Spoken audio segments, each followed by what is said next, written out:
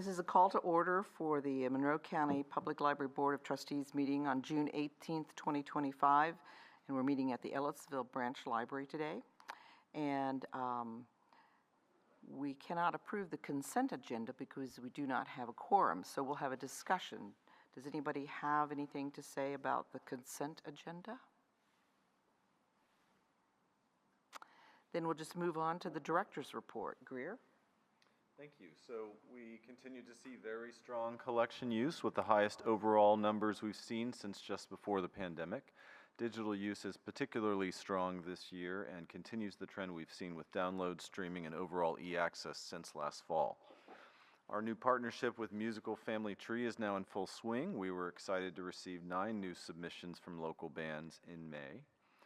Southwest librarian Becky Kraft has developed a new program series at the Southwest Teaching Kitchen called Grow It, Cook It. This connects our new Southwest Steed Library with our Salsa Garden theme and includes important expertise from our partners at Purdue Extension in the way of an agricultural and nutrition educator as part of that series. And the Gordon Pike construction has entered phase 3, as a lot of patrons have probably noticed. This involves building the roundabout at the corner of Bachelor Drive and Gordon, which means the usual access to Southwest has changed. There is a temporary detour off the utility road that connects to Bachelor Middle School from Rogers. There is signage at the roundabout and at that entrance, so patrons know to access Southwest Branch, you need to go down that utility road. The most important piece with this is that there are temporary traffic signals that are in place for that road. It's effectively a one-way road, so the traffic signals will stop traffic going one way, let traffic come through, and then turn and let the rest of the traffic proceed toward the school or the library. So far, it's been going okay. We do want to stress for library patrons, it's very important to adhere to the speed limit, try to keep it at 10 miles an hour. More importantly, they are sensitive traffic signals. Even though they are responsive, you do have to pull right up to that white line to get them to trigger. So please be patient, don't run the red even if it looks like no one's coming, because there's a bit of a blind curb right there. We've been sharing that with patrons who on site whenever we feel needed. I do want to thank our friends at County Highway and the contractors and project managers for this part of the Gordon Pike project. They've been very communicative with us. They involve us in the weekly construction progress meetings. They give us a heads up when something's going to change. And most importantly, this phase 3 has to end by August 4th for the start of the school year. So we're just going to get through the next couple of months and call it done. So, yeah, happy to answer any questions about the director's report. Any comments or questions? I was just impressed with the digital collections, just a pattern of higher use from previous years. Yeah. I'm assuming that's just from good stuff getting on the websites, or, well, that would be advertising more of the Hoopla and Libby and all that. So our marketing is certainly a big part of this, and I think we talked a bit last month about, you know, our public services staff do a really good job of referring patrons to digital alternatives or digital supplements when they're looking for certain types of resources, and they've been doing that for a number of years. There is also the overall trend in public libraries toward digital access, immediate access, sometimes in conjunction with physical access and sometimes instead of. And so we're seeing that gradual shift from sort of the analog to the digital patron, and that's an industry-wide trend. The other important piece is that COVID really presented the opportunity for a lot of MCPL patrons to figure out how to become digital patrons. And so we saw those numbers go through the roof in 2020 and 21, and a lot of those have stayed pretty high. So I think all of those factors and probably some others contribute to the fact that digital collection use is the main reason why our overall collection use is back up to where it was before 2020. And are those, like Hoopla, for example, are they adding more and more titles? Oh, yes. I would assume, because you used to be able to not find what you wanted sometimes, and then you get a physical copy, so that's both probably the licensing of the content continues to grow across all of these streaming and downloadable platforms, but also the access models evolve to meet the demand. So for Hoopla, you probably saw in the report, we have sort of a daily limit that controls the cost for us as a library, but it also puts an access restriction in place for patrons, and so they have to adjust when they're going to access their Hoopla content, and that access model changes a bit. We do sort of an on-demand, or we take a different look at how our Canopy tickets work, for example. That's changed over time. So there are a lot of benefits to the way that digital content for libraries are presented and accessed. But it's not, we haven't seen like this dramatic, sharp change from physical to digital use. It's been a very gradual thing and continues to do that. So, Thank you. yeah. Thank you, Greer. For old business, we won't be doing any action, but we do want to maybe have a discussion about the bookmobile and the bid proposal and the purchase agreement. Is that you, Greer? Yeah. Okay. So I'll start us off and hand it over to our consultant and my colleagues. Basically, we've talked a little bit about this more or less for the last year, that this was the year we were going to commit to purchasing a new bookmobile. Our current bookmobile was purchased in January of 2011. These vehicles have about a 15-year lifespan, so it's time. And, these are specialty vehicles. These are not vehicles that you can, say, choose a vendor or a dealer and say, we've got a few on the lot. They're basically custom made. And they're pretty particular in terms of the specs. And because they're specialty vehicles and they have a lot of specs specific to what libraries try to provide, in our case, outreach patrons, they're pretty expensive. So in planning for this process, our outreach services manager, Chris Jackson, who's gone through this process before, highly recommended a consultant we've used in the past, Michael Swendrowski, who is joining us tonight via Zoom. Michael is an expert in this field, and as far as we understand, I believe the only consultant who specializes in bookmobile purchases for public libraries. So we're fortunate to have Michael working for us. And he is running point on working with the vendors. He helped us put together the request for proposals, because this is a public bid. It's expensive enough that we had to go public with the bidding process. We did receive 2 proposals from the industry leaders in terms of the vendors that build these vehicles. And we've reviewed these proposals, and we have a clear recommendation for which one to go with. And as Kathy said, we won't vote on that tonight. But we do want to go ahead and walk through the process and the reasoning we have for wanting to accept this proposal and answer any questions. And so with that, Michael, if you're online, I'll go ahead and turn it over to you.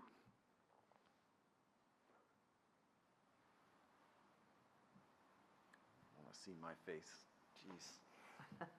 There's Michael. I'm not sure we can hear him. Can we flip that to make Michael bigger and you smaller? Yeah, that would be lovely. I don't think we can hear you, Michael. Sorry, Michael, we can't hear you yet. All right, let me check my side. There you are. We're good. Okay, all right. Thank you all very much for the invitation to join your meeting tonight. It's been an absolute pleasure meeting or working with the team so far, and I look forward to next steps and eventually getting a beautiful new bookmobile in your lot. We have been working on this project collectively really since November of last year. We've walked through all of the goals, desires, and constraints for the project, and we have diligently come up with a set of specifications and a design to shop to the nationwide vendors. Apologies. This market is quite saturated right now with orders. I'm happy to report that outreach services are kind of the new library black these days, and have been for going on a decade now. So the vendors are quite full and enjoying deep order banks. But because of that, in part, that's why we only got 2 proposals. A lot of them are simply cherry picking these requests for proposals and only taking ones that they don't have to sharpen their pencils on. But again, as Greer mentioned, we did get apologies.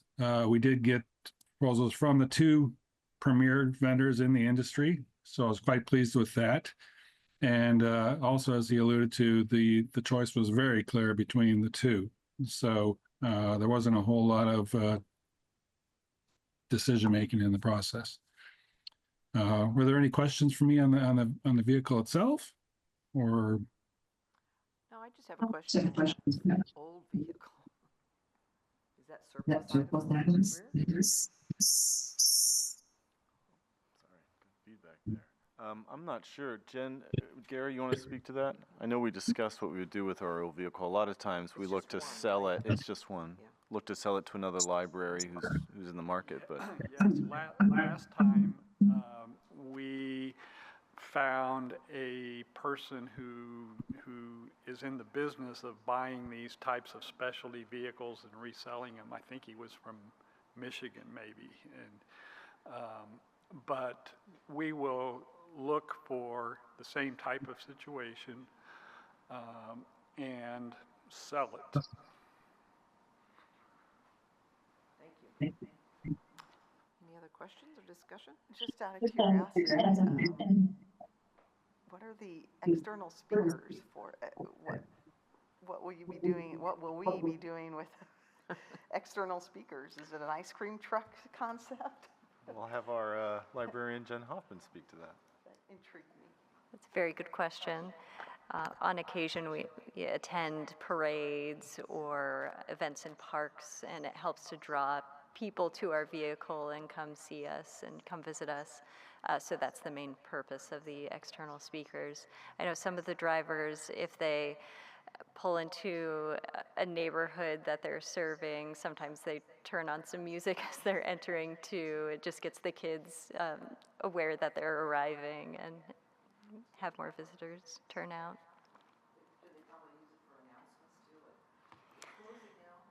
We haven't typically used it for that purpose, but could be something that we think about in the future. Any other comments or questions? As I said before, we don't have a quorum, so there's no action item on this. So it's just information and discussion right now. In new business, there are no action items, but we're talking about the Senate Bill 1, and that would be the whole crew, Greer, Josh, Gary, and Becky. Okay? So going back to January, we've been talking about Indiana Senate Bill 1, which changes property taxes, and for a public library particularly, the amount of revenue we can expect to get out of property taxes every year, and that's the bulk of where our operating revenue comes from. So we've had some time to strategize how we're going to adjust to whatever the impact might be. A month or so ago, we learned what that impact would be. It's about, I think it's 356,000 starting in 2026, and it goes up about 20,000 each year for the next 2 years. So that's the reduction in revenue growth we can expect to see as a result of this bill. So Gary, Josh, and Becky and I have been working for months to figure out what is the best adjustment we can make to our operations that has a minimal impact on the public's access to the library or experience with the library, and if possible, minimal impact on staff. And we've looked at all kinds of things like closing one of our branches or even the downtown library for a whole day, and then saving a bunch of money in terms of wages and utilities and support and things like that. Looking at our collection budget, looking at the definition of what it is to be full-time. We do 37.5 hours a week. I think the federal minimum is 35, if that's correct, Becky.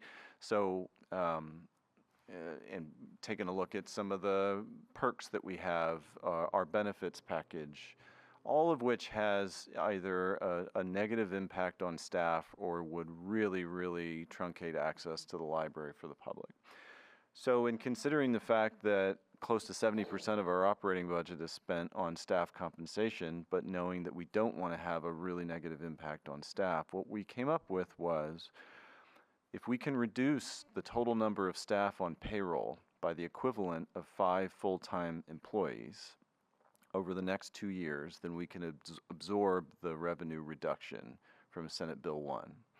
And we believe we can do that by way of attrition without having to do layoffs or anything like that. So we looked at all kinds of information that we have on payroll, including our attrition rates, our hiring and retention trends, and realized if we're very strategic, and we are anyway, but if we continue to take that approach to figuring out whether or not a particular vacancy needs to be filled, then the opportunity to reduce by 5 total full-time equivalent positions will present itself over 2 years without too much trouble. So that's going to be our strategy for reducing our operating budget. There's a supplementary piece that we want to talk about, not only with you all on the board, but put out to the public and get public feedback on, and that is it will help us significantly in reducing by 5 full-time equivalents if we also shift our operating hours at the downtown library from 9 a.m. to 9 p.m. Monday through Thursday to 9 a.m. to 7 p.m. Monday through Thursday. That is consistent with our branch operating hours, so there's a benefit there in terms of making it really simple and consistent across the entire system. But it also helps us adjust staff schedules at service points if we close the downtown library at 7 p.m. Now, we didn't just think of doing this out of thin air. We looked at a lot of data, including door count, public computer use, programming schedules, room reservations, to figure out what kind of impact might that have on the public.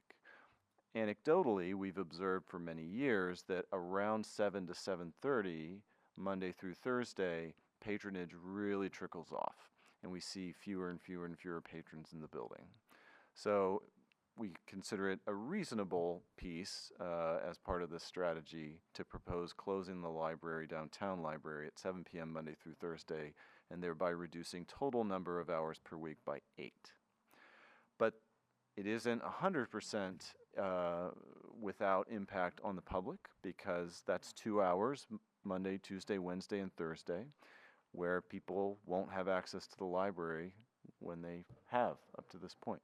So that's something we want to talk about, and we certainly want to get public feedback on that before we make any decisions, and it's part of why we wanted to talk about this tonight and again in July before we make any decision on the hours of operation.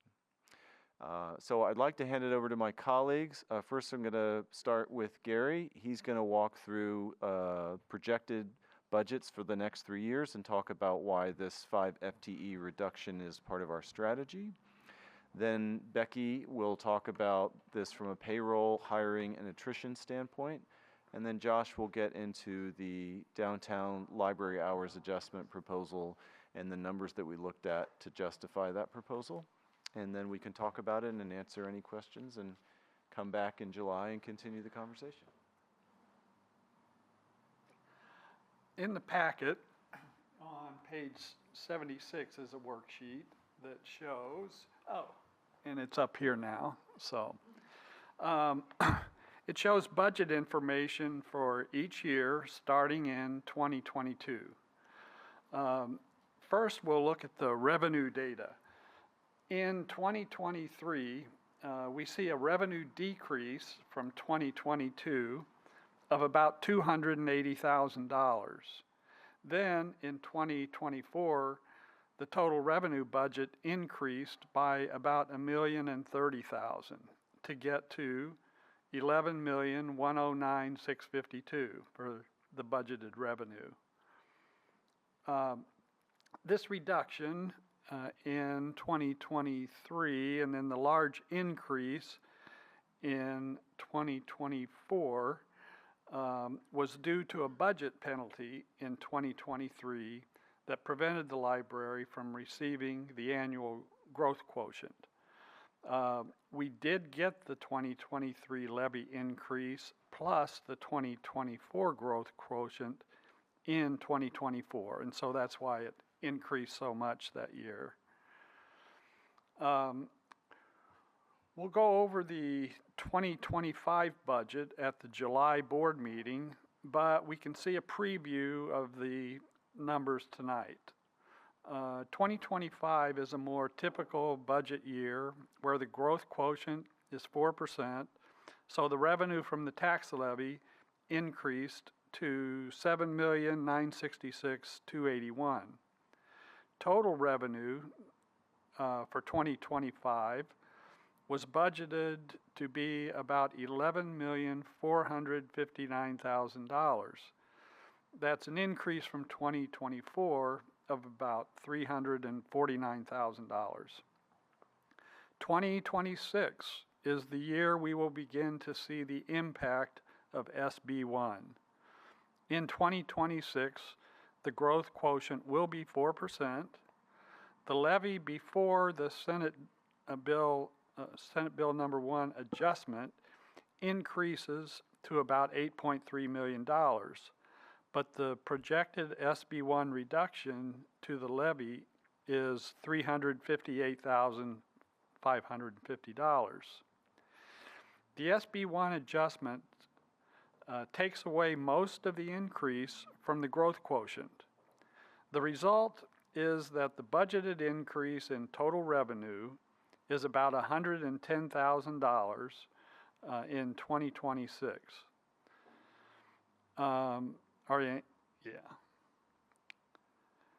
In 2026, our goal will be to keep cost increases in line with the projected revenue increase.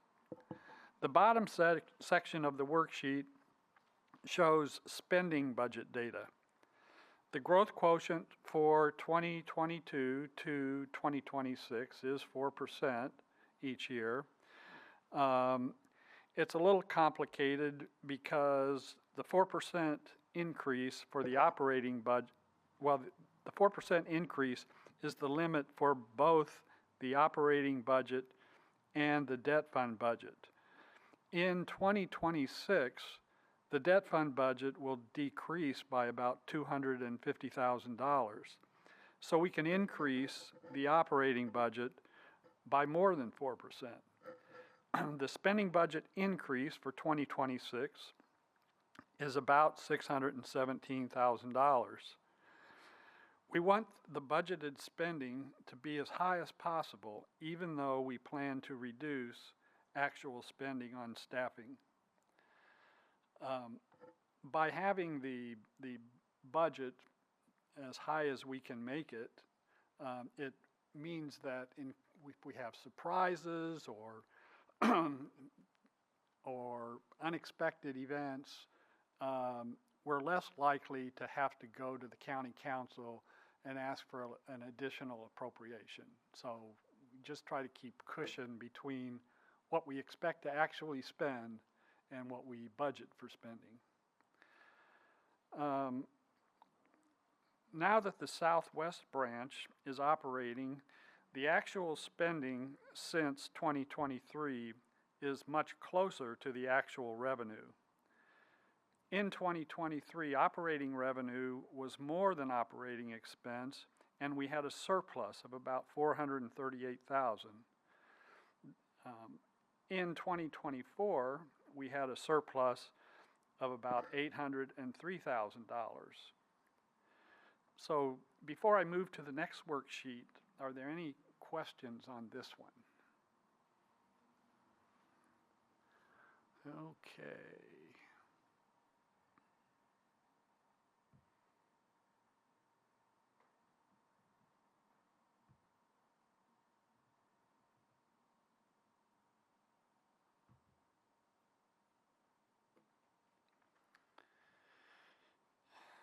Now we'll look at the worksheet that's on page 75 in the packet.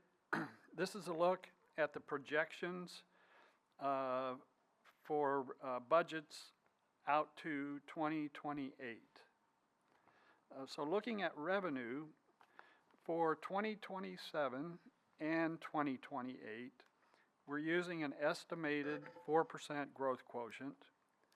The 4% increase for 2027 is based on the 2026 levy reduced by the SB1 adjustment. So for 2027, the levy amounting to $8,243,438 is a 4% increase from the 2026 levy after the SB1 reduction. So you can see that revenue increases drop from about 110,000 in 2026 to about 20,000 in 2027 and 2028. The spending budget increases by a little over $500,000 per year in 2027 and 2028, and this was calculated based on a 4% growth quotient. We plan to keep actual spending in the operating fund under budget and under the annual revenue as we go forward. Are there any questions?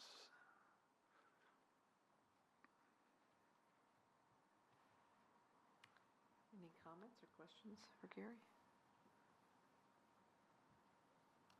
Thank you. Thank you, Gary.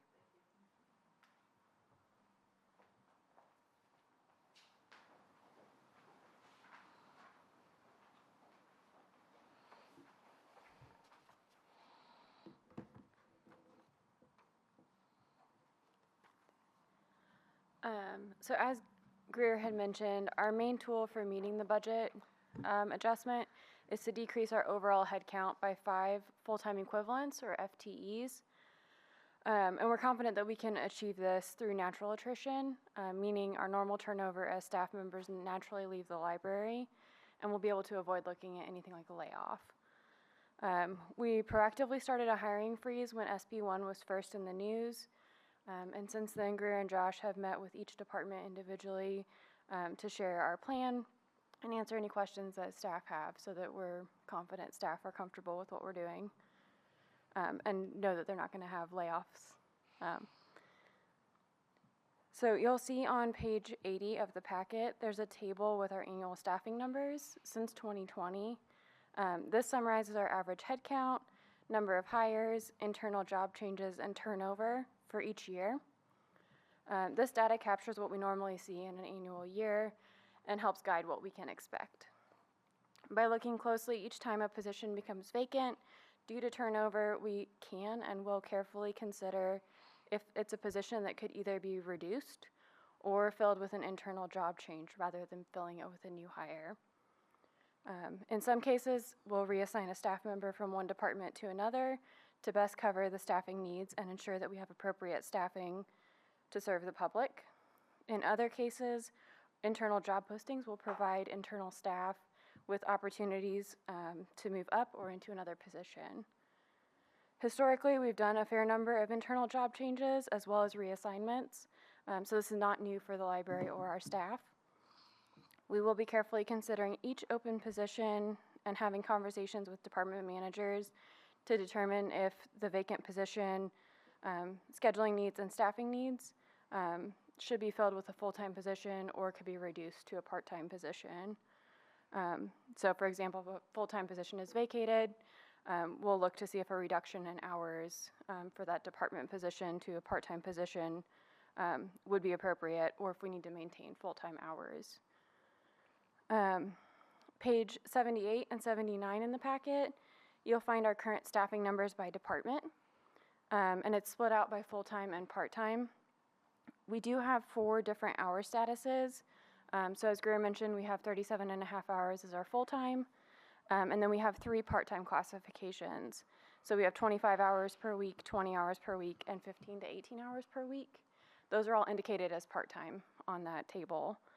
But these various levels grant us the ability to properly staff our departments and allow opportunities for a wide variety of employees and their scheduling needs in the library. It also provides us with multiple ways to meet the decrease of 5 FTEs, as we have the ability to look at full and part-time in a number of options. This also allows us to assess each opening and ensure that we're not putting any department in a shortfall where they have fewer hours than they need. Also, the strategy aligns with our strategic goal number 5 by maintaining our employment practices and offering current and prospective staff a steady and reliable job, the opportunity to advance and change positions, and a careful strategy to manage our budget and impact and focus on the future. So before I turn it over to Josh to talk about our specific programming impacts and our hours of operations, do you have any questions? clarify that it's 5 staff over a period of 3 years, correct? 2 years. It's 2 2 years. 2 years, years? and it's 5 full-time equivalents, so that means it could be multiple part-time positions and a few full-times. It could Okay. be 5 full-times. It's just So over a 2 combination. years. Over 2 years, yeah. Is there, sorry. Oh, well, I was going to change it the subject slightly from what you were just asking. just Is go that ahead. okay? I'm just curious what some of their questions were. Did they seem to have patterns when you went to the meetings of particular questions or concerns? Sure. know? I think the most common one was, what are we going to do if we don't achieve 5 FTE reduction by attrition? So in other words, will layoffs eventually possibly come? And we were careful to say we cannot ever guarantee that we're never going to do layoffs. But we do have other things we can look at in the budget and kind of go back to that original drawing board and say, maybe now we're going to take a hard look at, say, the collection budget and some other things and see if we can reduce enough to still meet that need without having to step into the realm of doing actual layoffs. But that was a pretty common question. I'm pleased that I think in almost every department meeting, everyone felt a sense of relief despite the uncertainty that's built into this situation. And we acknowledge that. We talked through a bit of that with everybody. But there was a pretty clear sense of relief that not only are we not going to do layoffs and people are walking around wondering, am I next? How secure is this situation? And so on. But that we're thinking through all of the what ifs. And we're trying to be really upfront and transparent with everybody about our thought process. And that we'll turn around and give updates as we sort of follow this path toward a 5 FTE reduction. So sometime probably in September or October, we'll say, hey, here's where we are on that path. Here's how far we've come so far. So, yeah. The other thing I was wondering about, the Friends of the Library. I know that, I think decades ago, Friends of the Library was to support. Mm-hmm. Has there been dialogue or discussion with the Friends of the Library, maybe picking up, like instead of reducing, or I know we're probably going to have to reduce, purchasing of materials and stuff. Can they step in, or what's the process with that? So what we've talked about with our Friends group and foundation is that now is the time we really need them to refocus on fundraising for us. Mm-hmm. And that can support things like endowments for collections, for sure. But that's the big role that they can play. And I do want to clarify, we're not at the moment looking to reduce our collection budget. It was something that was on the table, and we may have to go back and look at it. We spend about 14% of our operating budget on the collection, so that's a sizable amount of money. But that's not something we're changing starting in 2026. But we do have endowments managed by our foundation that are specific to our collection. And increases in those endowments can certainly help, particularly if we do have to go back and reduce the collection budget. But that fundraising piece is a big support piece that we do get from our foundation, and we need to continue to get that from them for sure. Okay, thank you. Any other questions or comments? All this seems very thoughtfully done, so thank you so much for that. I wanted to ask a little bit more about what the staff, in addition to like their feedback about feeling relief about the sort of natural attrition approach. Maybe this is more for the next piece, but what concerns they had with other pieces of this? Like, were they feeling like the natural attrition was the right way to go in order to keep all of the other programmatic budgets intact? Would be curious about what the feedback was there. Sure. And also about staff feedback about hours. Maybe I missed that part. I'm very sorry if I did. That's what Josh is going to get into Okay, next. great. And there is some staff feedback on hours. So Josh, you can speak to that. Okay. Very quickly, one other thing that was asked a couple of times was, do we think there will be other laws passed or other changes to the structure of our budget that are going to make this worse? And of course, we don't really know. This is a pretty significant change to the way we get our revenue. But what we can't say.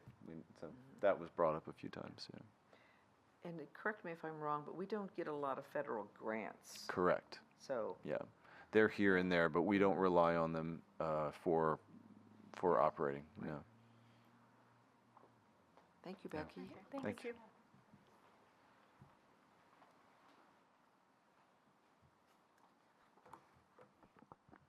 Thanks. Yeah, we have had discussions in the department, those department meetings that Greer and I went to, but also additionally with the department managers and in frontline staff, just even while I'm working on the desk and stuff. We are not overstaffed currently. So the impact of 5 FTEs, particularly ones that come into public services, will be visible. We pride ourselves and have for a long time on the level of service that we provide and the quantity of the programs that we do, the diversity of the programs that we do. So some of that will be noticeable. Less staff means less off-desk time and less time to develop programs and less time to work on those projects. Fewer staff on the desk could also potentially mean longer wait times, which we have a real problem with in our culture at the library here. We don't like to keep people waiting.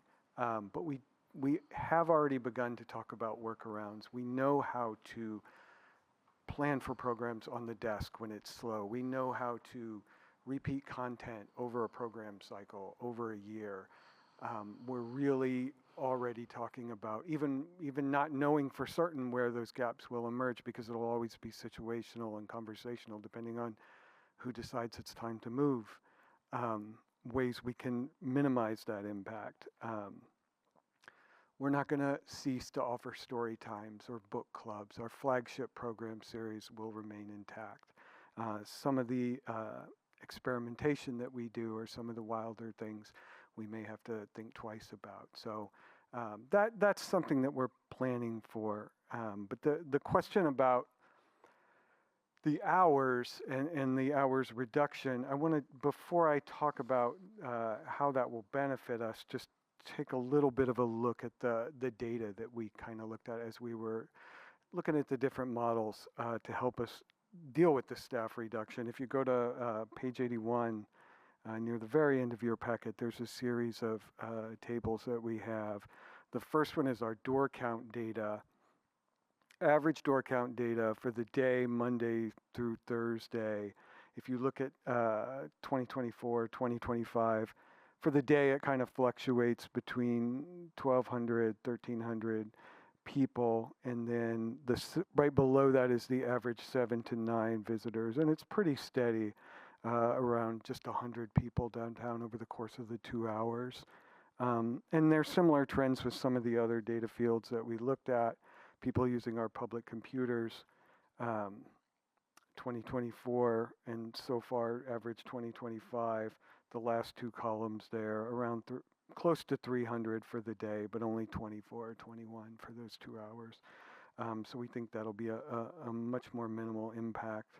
Our program data for those 2 hours of the day during the week, we average between about 5 to 8 attendees per program, with a couple of anomalies out there.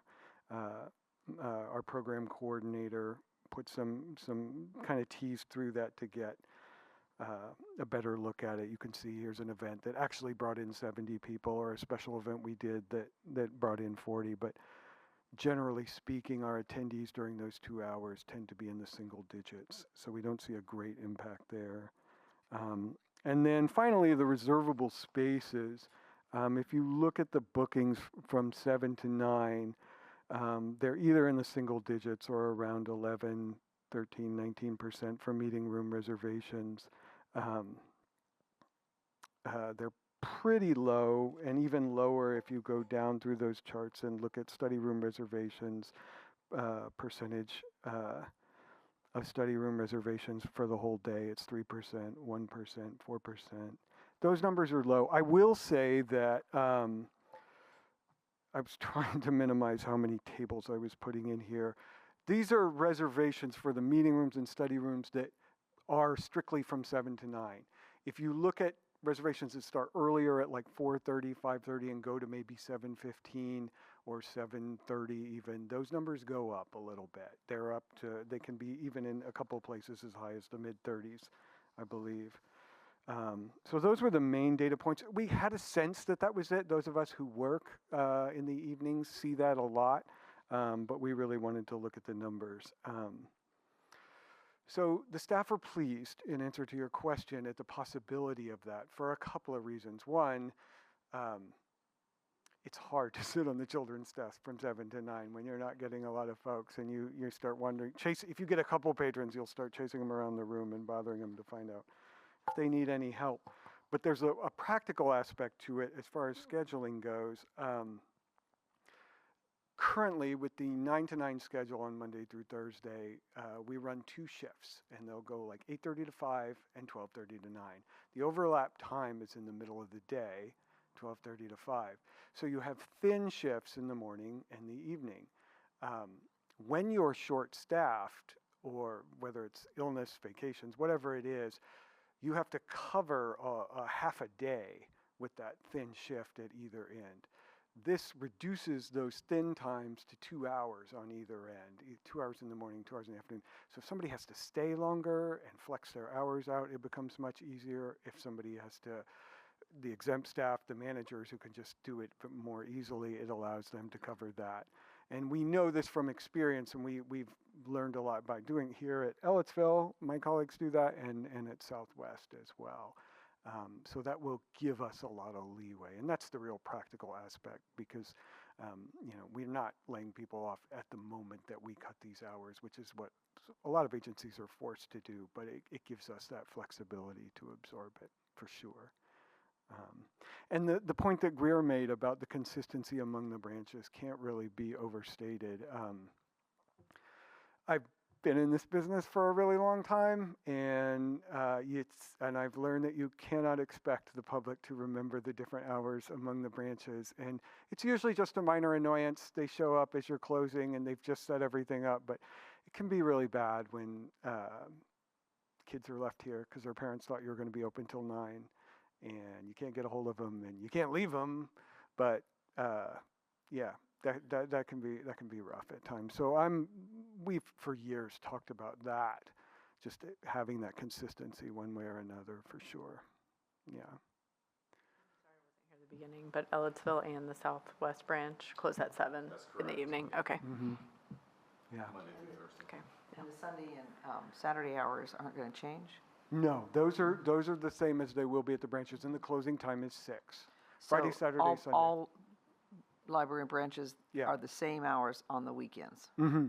It Friday. makes sense that we should do that during the week too. Yeah. Yeah, that was our thinking. And yeah. so all library branches will have the same hours all of the days of the week now? Yeah. Okay. Yeah. Okay. Thanks for sharing that. Thank you. Yeah. Thank you. Were there staff concerns about the downtown library closing earlier? I'm sure there were. Can you share a bit about what those were, even if there was pretty broad consensus that this is a good direction to move for lots of reasons? Absolutely. Yeah, there were a couple. The numbers being low from 7 to 9, it's true they are low. They are very loyal patrons, and we know them. And sometimes, even if there's just 1 or 2 in a very large space, we know they every Wednesday, for instance, they're going to be here. This is going to affect them, and many of them are patrons we've known for a long time. So, if this goes through, we'll need to get in front of that and really talk to people about stuff. That was a concern I heard more than once. How we do programming in the evening, as the data shows, the numbers are not high and the attendance isn't high. But we've already begun to have conversations. Our downtown programmers have begun to have conversations with the programmers here at the branches. How do you do that?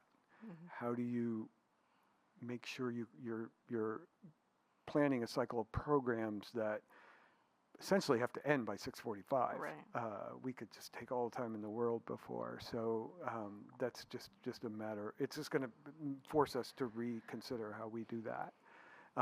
Off-site programs will continue past that time, as they do now, a school open house, books on tap, things that are elsewhere. That won't change. So what you might see, particularly among adult programmers, is a shift into more off-site programming in the evenings.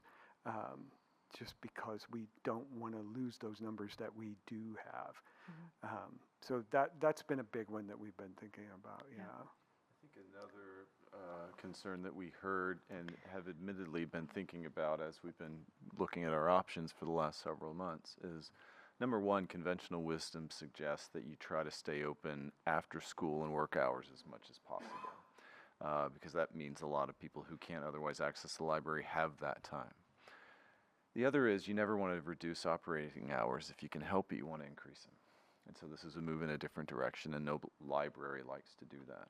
But in doing kind of the cost-benefit review of all of this, if it boils down to this allows us to reduce the total number of staff more effectively, adjust schedules accordingly, and we look around the downtown library and we see we just don't have the people in the building after 7 o'clock to justify being open, then this seems like the moment where, okay, let's go ahead and do that, make those hours consistent across the system, help us adjust to fewer staff on payroll, and the impact, although it's not nothing, because as Josh said, we do have loyal patrons and we have programs that sometimes go later and we have room reservations that can go later, but on balance, the impact is less severe than in looking at some of our other options. Yeah. Thank you.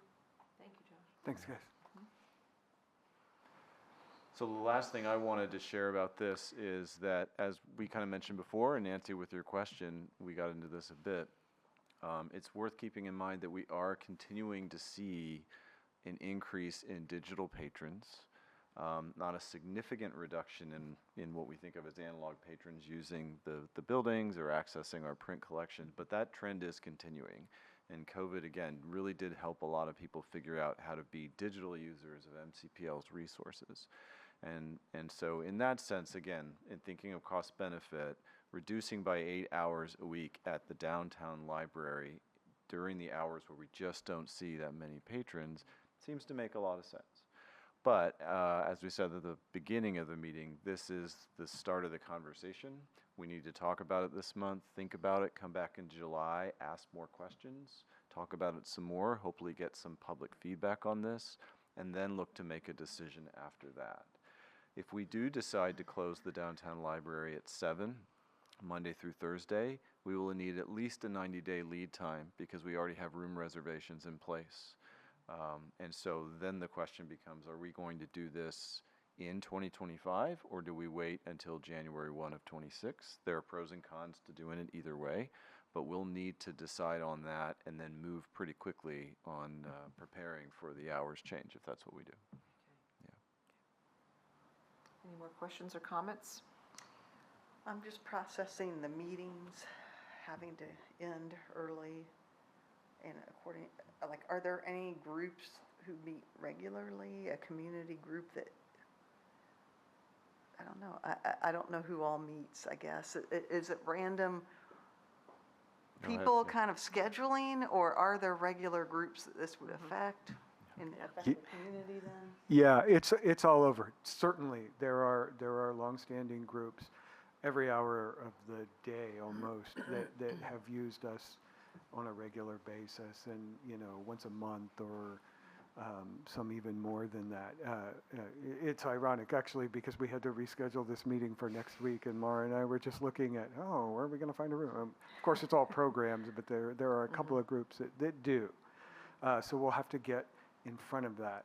We haven't, what I'm encouraged by is that we haven't received a lot of feedback since opening at Southwest that, if only you guys were till 9 or that, but there are certainly. So there will be a lot of conversations about that, yeah. But it's the whole gamut, and we have folks who've been meeting in our spaces for, honestly, decades. I don't know that any specifically will be upended by that, but certainly, yeah. Mm-hmm. I'm trying to visualize an exit that there could be someone still there until 7:30 if need be for that. Yeah. But there's no way to keep people out of the main part of the library that way. Yeah, we talked about things like that too. Okay. We had been trending towards more after-hours programs for our younger patrons, particularly teen services, and we're going to have to reel some of that in. Yeah.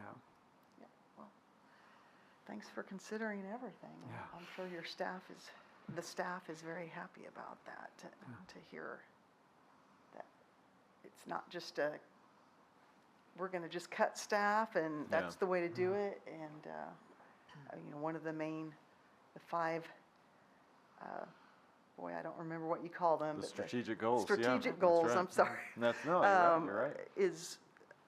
That's an important part that you told me whenever I first came on here. That was one that you were really trying to work on now. And I think they should feel valued by that. Well, we So- can say this is a real test of our commitment to goal number 5 because there are easier ways to save 300 to 400,000 a year. But I'm glad we have that in our plan and we're committed to it. Yeah. So. Great. Okay. And next we have a department update, and the presentation is going to be by Chris from the Ellettsville Library.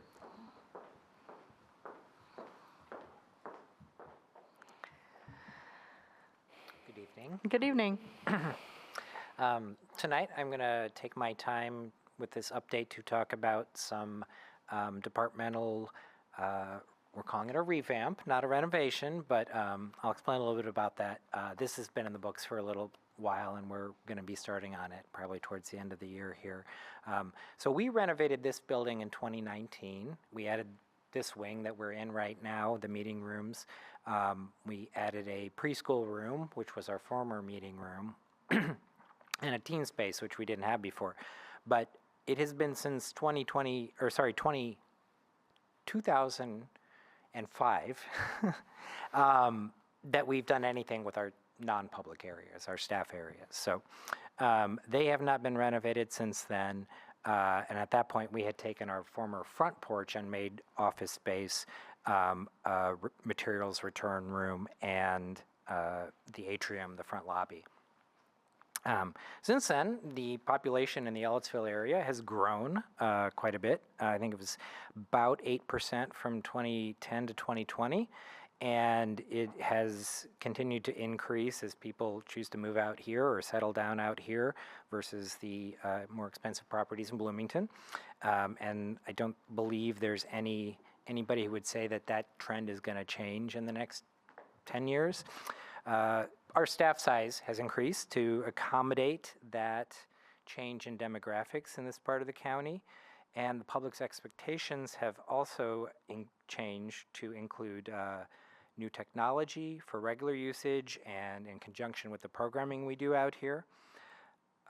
So you have more staff than we had 10 years ago, 15 years ago, and more stuff, and that makes for tighter workspaces.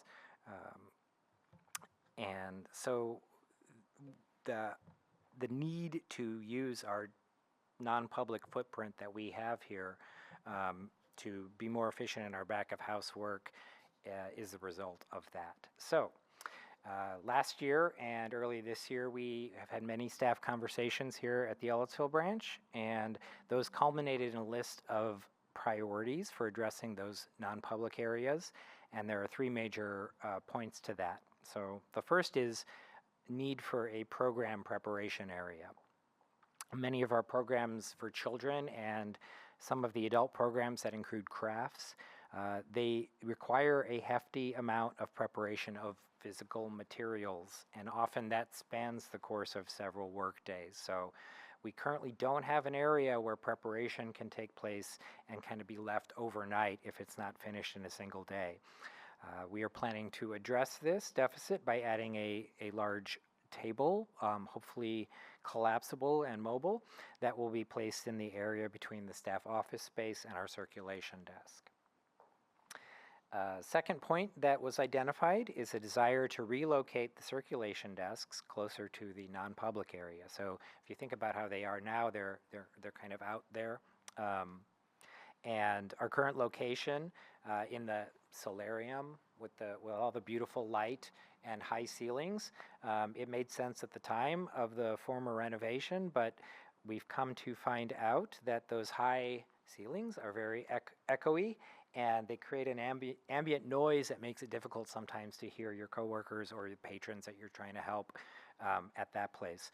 So what we've kind of talked about is moving those desks kind of back to where the hold shelving is now, right under the lip of that solarium.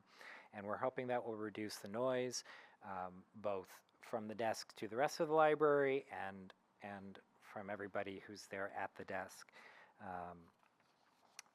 And it will also put us closer to a lot of the stuff that we would have to physically get up and get in the back for patrons. So thinking about possibly longer wait times with SB1, this would in a small way address that because there would be less time walking back and forth.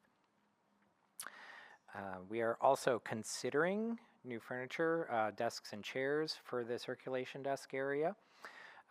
This will, of course, because we're moving the desk back to where the holds are now, necessitate that we relocate those hold shelves. So we have some good ideas for where those might go.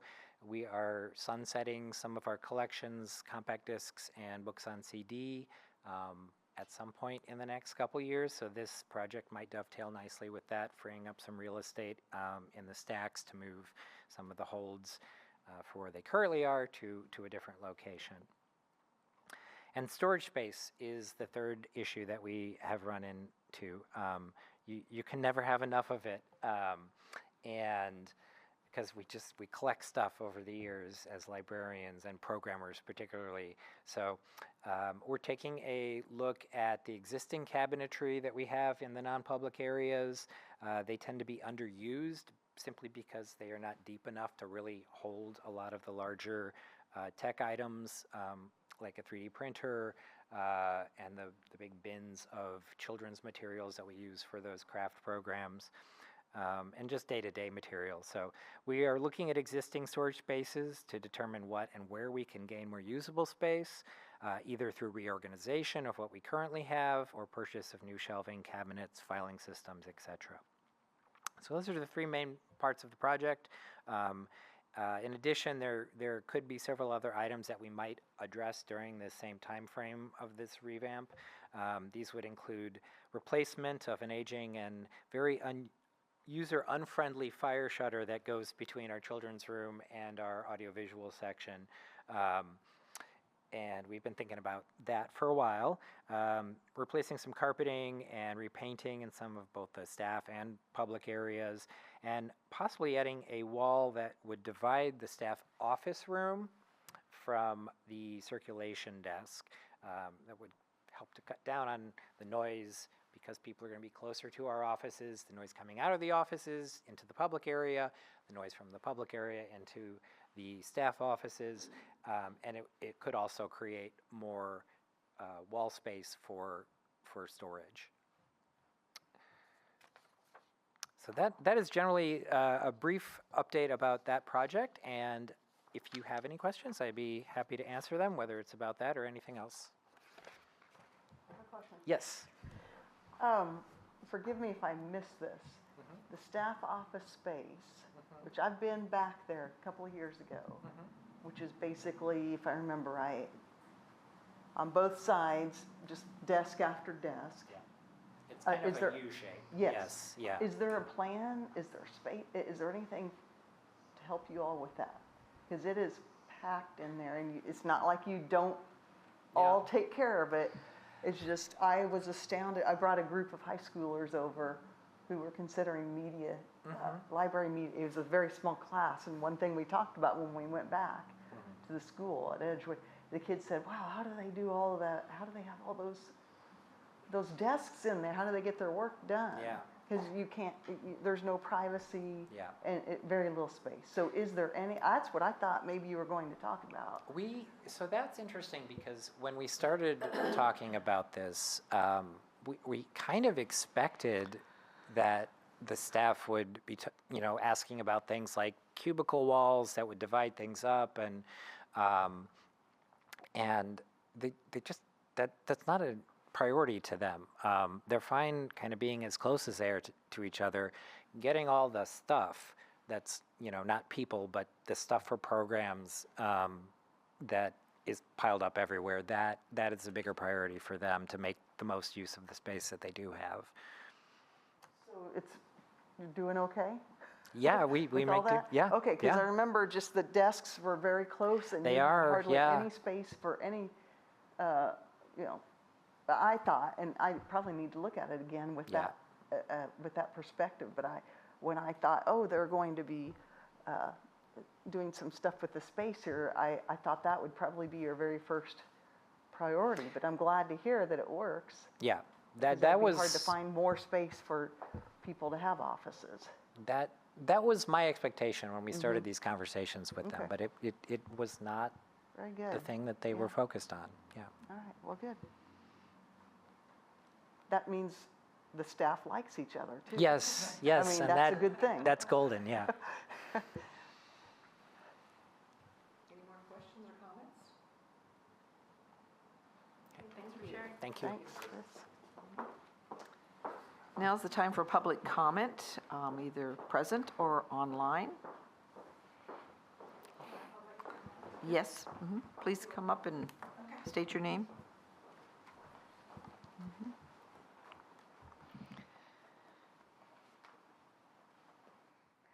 Hi, I am Ann Bunger, and I am a volunteer in the Friends of the Library bookstore.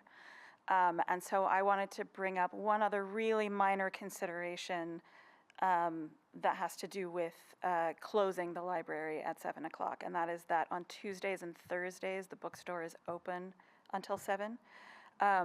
The way that the hours work is that it usually closes an hour or two before the library closes to give the bookseller time to finish up what he needs to do and make sure all the patrons are gone, or the customers there. And so it closes, when the library closes at 6, the bookstore closes at 5. When the library closes at 9, the bookstore closes at 7. If the library closes at 7, I think just think about what time the bookstore would need to close. I think that if we closed at 6, we would lose some end of the day shoppers. But again, very minor. Can I ask you a question? Sure, yeah. Oh, well, I guess it's a question to the whole group. Does the library set the hours of the Friends of the bookstore, or do the Friends set their hours? I don't know the answer to that. Okay. Set their own hours. Okay. but Okay. They can't operate if our Right. doors are Right, closed, so yeah. okay, gotcha, okay. Can you say again the hours, like if the library closes at When 9, the so bookstore closes at, Friday- it closes 2 hours before So on closure? Tuesdays and Thursdays, when the library closes at 9, the store closes 2 hours before. Okay, Presumably, there aren't a lot of customers after 7 o'clock. right, okay, And then when the library closes at 6, the store closes at 7. So that's Friday, Saturday, and Sunday. okay. So the bookstore operates every day that the library is open? Not Mondays and Wednesdays, but Okay. every other day. So there's So it would some only options affect there. Tuesday and Thursday, it sounds Okay. like. Okay, Okay, thank you. okay, thank you. Any public comment online? Okay, seeing none, I'd offer a motion for adjournment. I so moved. Second.